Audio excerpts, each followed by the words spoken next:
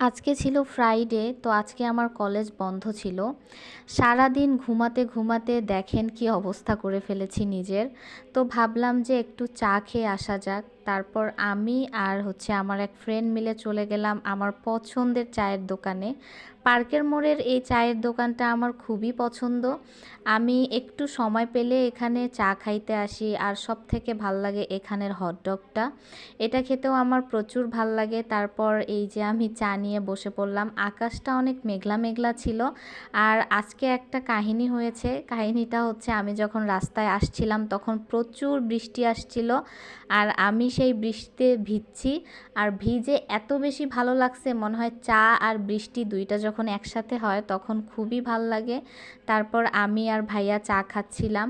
আর সব থেকে বড় কথা রাতে আমার চা খেতে খুবই বেশি ভাল লাগে, আর রাতের শহরটা দেখতেও খুব ভাল লাগে।